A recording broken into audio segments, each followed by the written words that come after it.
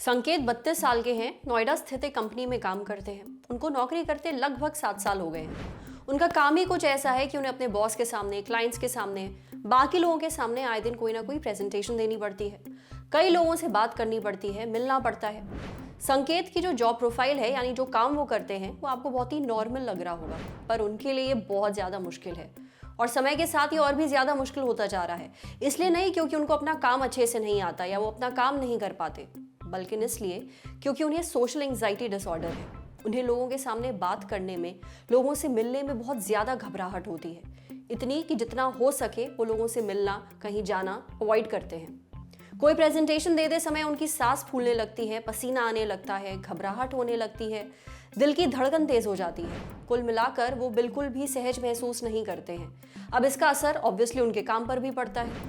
कई समय से संकेत वर्क फ्रॉम होम कर रहे थे, पर अब ऑफिस वापस खुलने लगे हैं। उन्हें लोगों से मिलना पड़ रहा है और ये उनके लिए बहुत ज़्यादा मुश्किल भी हो रहा है। संकेत चाहते हैं कि हम उनकी मदद करें, उन्हें बताएं कि वो अपनी सोशल एंजाइटी से कैसे निपटें। एक्सपर्ट से पता करें कि उनको इतनी घबराहट होती क्यों है। सोशल एंजाइटी डिसऑर्डर एक बहुत ही आम डिसऑर्डर है। कई लोगों को ये होता है, पर ज़्यादातर लोग इसे महज डर समझकर उस सिचुएशन से ही भागने की कोशिश करते हैं। वो उसका सामना नहीं करते, सही इलाज नहीं लेते। ये डर उनकी ज़िंदगी पर हावी रहता है और वो इससे निपट नहीं पाते हैं। सोशल एंजाइटी डिसऑर्डर का इलाज होना बेहद ज़रूरी है, पर ज़रूरी है कि आप अपने लक्षणों पर ध्यान दें और एक्सपर्ट्स की मदद लें। तो आज डॉक्टर से जानते हैं सोशल एंजाइटी डिसऑर्डर से जुड़ी कुछ ज़रूरी चीज़ों के बारे में। सबसे पहले ये समझ लेते हैं कि सोशल एंजाइटी डिसऑर्डर आखिर होता क्या है। ऐसे सोच के देखें कि किसी को लोगों के सामने बात करने में हिचकिचाहट होती है, और जब वो लोगों के सामने बात करते हैं तो उनको बहुत सी घबराहट, बेचैनी, एक पैनिक अटैक सा आता है लोगों के सामने।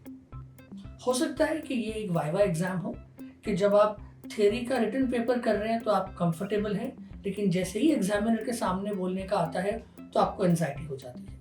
हो सकता है ये स्टेज परफॉर्मेंस हो, जहाँ पे आपको लोगों के सामने अगर कोई टॉपिक पे बोलना है तो उससे एंजाइटी होती है। हो सकता है ये एक बड़ी प्रेजेंटेशन हो, या अपने सुपरवाइजर को आपने कुछ डेटा प्रेजेंट करना है, या किसी मीटिंग में आपको बोलना है, या किसी ग्रुप में आपको अपनी बात रखनी है। ये जो सिचुएशंस हैं, ये सोशल सिचुएशंस हैं, जहाँ पे जिनको सोशल एंजाइटी हो रही है उनके दिमाग में इवैल्यूएशन एप्रीहेंशन चलता है। इवैल्यूएशन एप्रीहेंशन माने मुझे ये चिंता होना कि जब मैं बोलूं तब लोग कहीं ये तो नहीं समझेंगे कि मैंने कुछ गलत बोला है, मेरा मजाक तो नहीं बनाएंगे, या जब मैं ऐसे लोगों के सामने बोलूं जिन लोगों के बारे में मुझे लगता है कि उनकी राय मेरे को बहुत मायने रखती है, तब मुझे उस कारण से वो एप्रीहेंशन, वो डर लगना बढ़ जाता है और एक पैनिक की फीलिंग आती है। ये सोशल एंजाइटी हुई।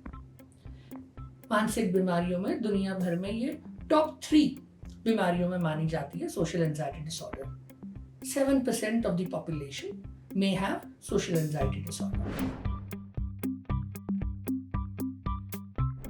सोशल एंजाइटी डिसऑर्डर के कारणों की अगर हम बात करें कि किस कारण से होता है, तो इसमें मिले जुले कारण होते हैं। कुछ जेनेटिक कारण होते हैं, अनुवांशिक कारणों से होने की संभावना रहती है। इसके अलावा बायोलॉजिकली अगर हम बात करें तो कुछ न्यूरोकेमिकल्स, न्यूरो हार्मोन्स के इम्बैलेंस की वजह से, या हमारे ब्रेन में एक पार्ट होता है जिसको एपिगडाला कहते हैं, वो कुछ लोगों को बहुत एंजाइटी प्रोन बना देता है। इसके अलावा साइकोलॉजिकल या सोशल रीजंस भी हो सकते हैं। तो यदि आप सोशल सिचुएशंस में बहुत सेल्फ कॉन्शियस हो जाते हैं, आप प्रेजेंटेशन देते वक्त बहुत अनकंफर्टेबल या एम्बैरेस्ड हो जाते हैं या शर्मा जाते हैं, आपको लोगों से बात करते समय झिझक महसूस होती है, आपको ये डर सताता रहता है कि लोग मुझे किस तरीके से जज करेंगे, आप लोगों से आंखों से आंखें मिला के बात नहीं कर पाते हैं। इसके अलावा जब आप सोशल सिचुएशंस में होते हैं तो जिस व्यक्ति को सोशल एंजाइटी होती है उसको अपने शरीर के अंदर भी कुछ लक्षण महसूस होते हैं, जैसे पसीना आना, दिल की धड़कन बढ़ जाना, मुंह सूखना, हाथ पैरों में कंपन महसूस होना, पेट खराब हो जाना, जैसे उल्टी का मन करना या लूज मोशन जैसा फील होना, हाथ पैरों में अकड़न महसूस होना, सांस लेने में दिक्कत महसूस होना, कुछ चक्कर जैसा लगने लगना, तो ये सारी चीज़ें अगर आपको सोशल सिचुएशंस में हो रही हैं तो इसकी संभावना है कि आपको सोशल एंजाइटी डिसऑर्डर हो सकता है। कुछ लोगों में हम दवाइयां यूज करते हैं जो उस केमिकल इम्बैलेंस को ठीक करता है। कॉग्निटिव बिहेवियरल थेरेपी यानी हमारे सोच, कॉग्निशन, हम कैसे सोचते हैं, हमारे डर का जो कारण है, जो विचार आ रहे हैं, उसको करेक्ट करने में काउंसलर, साइकोलॉजिस्ट, साइकोथेरेपिस्ट हमारी मदद करते हैं। हमारा बिहेवियरल पैटर्न यानी अगर हम किसी चीज को अवॉइड कर रहे हैं तो ग्रेजुअली उसको कैसे हम धीरे धीरे अपने आप को एक्सपोज करें उसके प्रति, जिससे हमारी एंजाइटी कम हो। एनवायरमेंटल एंड सोशल यानी फैमिली, फ्रेंड, सबसे सपोर्ट सिस्टम, ये 3 पहलू हैं जिनसे हम इलाज करते हैं। ये जरूरी है कि हम एक एक्सपर्ट की राय लें, साथ में ग्रेजुअल एक्सपोजर के बारे में समझने की कोशिश करें।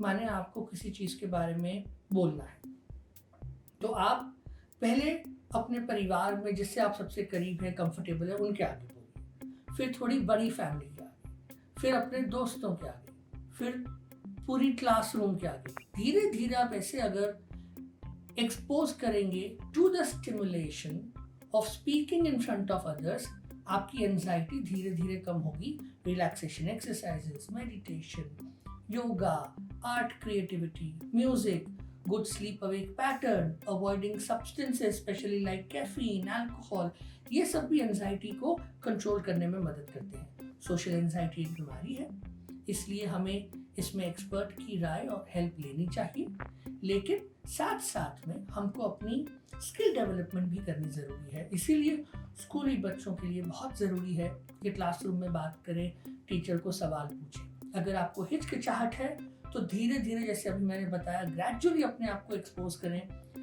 फ्रेंड्स के आगे, क्लास के आगे, टीचर के आगे, और धीरे धीरे बढ़ाएं।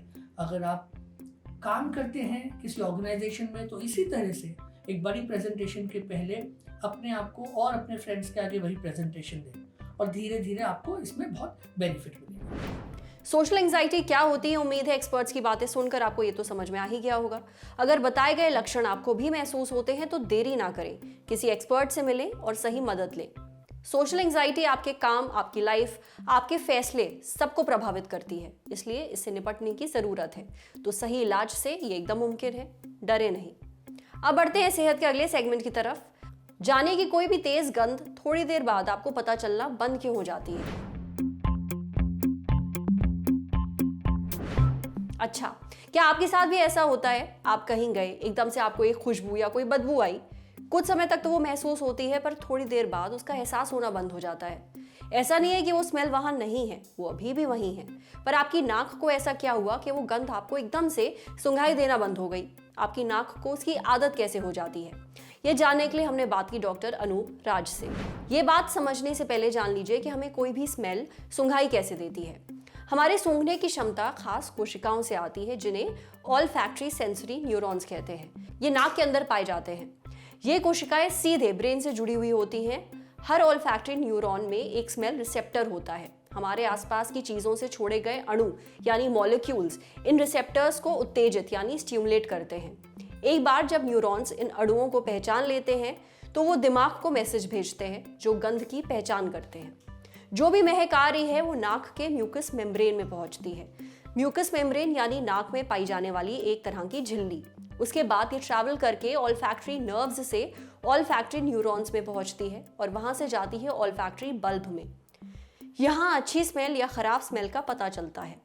नाक में पाए जाने वाले म्यूकस मेम्ब्रेन में सीलिया होता है। सीलिया यानी जब आप अपनी नाक के अंदर छूते हैं तो जो बाल वाला हिस्सा आपको महसूस होता है उसे सीलिया कहते हैं। 2/3 सीलिया सांस लेने में मदद करता है। ऊपर की 1/3 म्यूकस मेम्ब्रेन सूंघने के लिए होती है। उसमें दूसरी तरीके के सीलिया होते हैं जो स्मेल को अब्जॉर्ब करते हैं और ऐसे आपको कोई भी गंध महसूस होती है। अब आते हैं वापस अपने सवाल पर। कोई भी तेज गंध थोड़ी देर बाद आपको महसूस होना बंद क्यों हो जाती है? इसको आसान भाषा में समझे तो सेंस ऑफ स्मेल बहुत जल्दी थक जाती है। थोड़ी ही देर बाद वो कम सेंसिटिव हो जाती है, इसलिए आपको वही गंध सुंघाई नहीं देती। इसके पीछे वजह यह है कि आपकी बॉडी ऐसा करती है ताकि आपका नर्वस सिस्टम ओवरलोड ना हो जाए। नर्वस सिस्टम यानी आपके शरीर का पावर हाउस, यही आपके शरीर के सारे मूवमेंट्स को कंट्रोल करता है। आपके ब्रेन में होते हैं न्यूरॉन्स, एक तरह के सेल्स। जैसे ही कोई स्मेल आसपास होती है ये उसे पकड़ लेते हैं और फिर आपके ब्रेन को मैसेज देते हैं कि ये लो कुछ नया आया है, सूंघो। पर यही सेल्स कुछ समय बाद आपकी ब्रेन को मैसेज देना बंद कर देते हैं, इसलिए आपको वही स्मेल महसूस नहीं होती। उल्टा ये सेल नई गंध पर फोकस करने लगते हैं। अब जब तक वो नहीं आती है तब तक आपको कुछ महसूस नहीं होता है। आपका ब्रेन एडजस्ट कर लेता है थकान से बचने के लिए। यानी आपके ब्रेन में मौजूद रिसेप्टर्स जो स्मेल को रिसीव करते हैं, उसे पहचानते हैं, वो थक जाते हैं, उनकी हैबिट बन जाती है। समझे? अब बढ़ते हैं सेहत के आखिरी सेगमेंट की तरफ, खुराक, एक झकास सी हेल्थ टिप। आज बात करेंगे ज्यादा पालक खाने के नुकसान के बारे में। साथ ही जान लीजिए कि किन लोगों को पालक से परहेज करना चाहिए। बात जब हेल्दी खाने की आती है तो उसमें पालक जैसे हरी पत्तेदार सब्जियों की खास जगह होती है, लेकिन इसका मतलब ये भी नहीं है कि आप इसे जरूरत से अधिक खाने लगे। किसी भी चीज की अधिकता नुकसान करती है, तो पालक की अधिकता से क्या नुकसान हो सकते हैं, ये जानने के लिए हमने बात की न्यूट्रिशनिस्ट दीप्ति खटूजा से। अगर आप रोज 1 कटोरी पालक खाते हैं तो इससे सेहत को कोई नुकसान नहीं होता है, लेकिन अगर आप जरूरत से अधिक पालक खा रहे हैं तो इसके कुछ नुकसान हो सकते हैं। जैसे कुछ पोषक तत्वों की कमी हो सकती है। अब ये कैसे हो सकता है?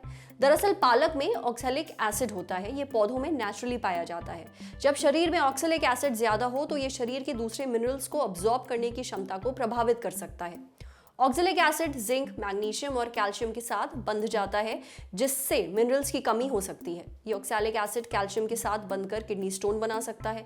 हरी पत्तेदार सब्जियों में हिस्टामिन होता है, ये शरीर की कुछ कोशिकाओं में पाया जाने वाला एक केमिकल है। कुछ केसेस में ये एलर्जी तक कर सकता है। एक बार में या फिर लंबे समय तक बहुत अधिक पालक खाने से ये शरीर पर टॉक्सिक असर डाल सकता है।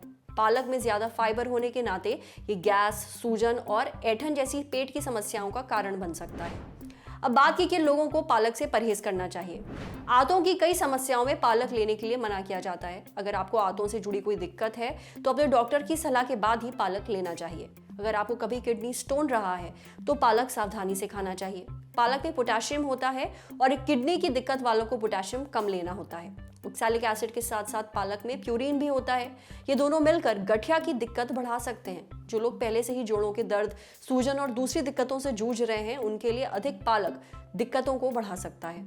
अगर आप खून पतला करने के लिए कोई दवाई ले रहे हैं, ब्लड थिनर ले रहे हैं, तो आपको पालक से परहेज करने की जरूरत पड़ सकती है। पालक में विटामिन के होता है, ये खून पतला करने वाली दवाओं के साथ रिएक्ट कर सकता है। अजीब बात है ना, हमने जब भी पालक का नाम सुना है हमेशा यही सुना कि हेल्थ के लिए बहुत अच्छी होती है, पर जरूरत से ज्यादा हर चीज नुकसानदेह हो सकती है, तो इस बात का ध्यान रखिए। आज सेहत पर इतना ही। अगर आप एक डॉक्टर हैं, हमसे कुछ शेयर करना चाहते हैं तो जो ईमेल आईडी इस वक्त आपको अपनी स्क्रीन पर दिख रही है उस पर हमें एक मेल भेज दीजिए।